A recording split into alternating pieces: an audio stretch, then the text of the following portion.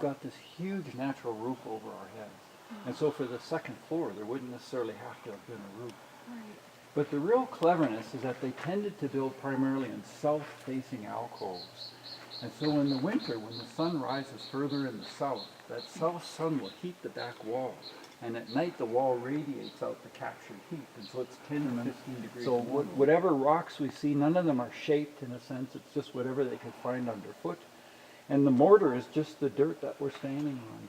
And they would mix in a little bit of grass or organic material with the water to act as a binding agent. So it's not like we think of cement. You know, cement has some weathering ability. It can handle storms and so on. But this is all very rudimentary.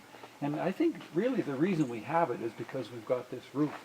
So when we get the big monsoon rains, the water will cascade off this, but within the alcove it remains perfectly dry.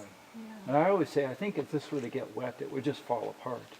But because it's protected, we have it to this day. So, and a real neat thing to see, if you look up on the wall here, you can still see the handprints where the mud is being pushed into place.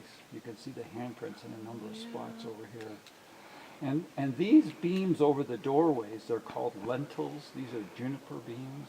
And some of this wood can be as much as 1,000 years old. And again, it's in a spot where there's very low water that gets to it, and our humidity is only about 14% most of the time.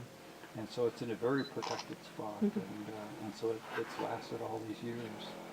So these folks built this about 1100, but the curious thing is that this and all of the ruin sites within this area were abandoned somewhat simultaneously in about the year 1300. And nobody knows why. There's all kinds of theories about disease and climate and warfare. Pointing at the stuff, you notice how I just keep doing it? Yeah. A lot of my coworkers use lasers in that.